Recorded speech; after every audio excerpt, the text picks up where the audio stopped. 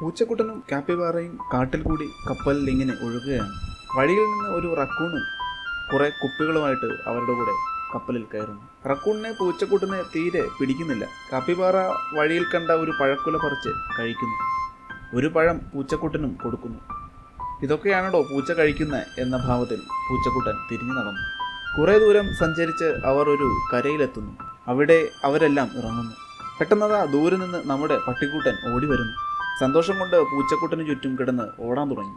പട്ടിക്കുട്ടൻ കാപ്പിബാറയെയും റക്കൂണിനെയും പരിചയപ്പെടുന്നു. വീണ്ടും എവിടെ നിന്നോ വലിയ പക്ഷി പറന്നു വന്ന് പൂച്ചക്കുട്ടനൊരു മീൻ കൊണ്ട് കൊടുക്കുന്നു. അവനത് കഴിക്കാൻ അടുത്തപ്പോൾ വേറൊരു വലിയ പക്ഷിയും കുഞ്ഞും വന്ന് ആ മീനെടുത്ത് പറന്നു പോകുന്നു. പൂച്ചക്കുട്ടൻ ഒരു കുന്ന് കയറി നോക്കുമ്പോൾ അവിടെ ഒരുപാട് പക്ഷികൾ നിൽക്കുന്നു.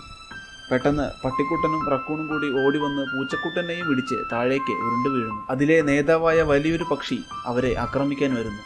പൂച്ചക്കുട്ടൻ ഓടി രക്ഷപ്പെടാൻ ശ്രമിക്കുന്നു. എന്നാൽ വെള്ളം ചുറ്റുമുള്ളതിനാൽ കൂടുതൽ ഓടാൻ കഴിഞ്ഞില്ല. പക്ഷികൾ അവനെ ആക്രമിക്കാൻ വരുന്നു. എന്നാൽ നേരത്തെ പൂച്ചക്കുട്ടനെ പല പ്രാവശ്യം രക്ഷിച്ച പക്ഷി അവരെ എതിർക്കുന്നു. അവർ തമ്മിൽ അടിയാവുന്നു. ഒടുവിൽ ആ പക്ഷിയെ നേതാവായ പക്ഷി തോൽപ്പിക്കുന്നു. എന്നിട്ട് അവിടുന്ന് ആ പക്ഷിയെ കൂട്ടാതെ പറന്നു പോകുന്നു. ഈ പക്ഷിക്ക് ചിറകിന് പരിക്ക് പറ്റിയതിനാൽ പറക്കാൻ സാധിക്കുന്നില്ല. പിന്നീട് അവരെല്ലാവരും ഒരുമിച്ച് ഒരു കപ്പലിൽ കയറി അവിടുന്ന് യാത്രയാകുന്നു.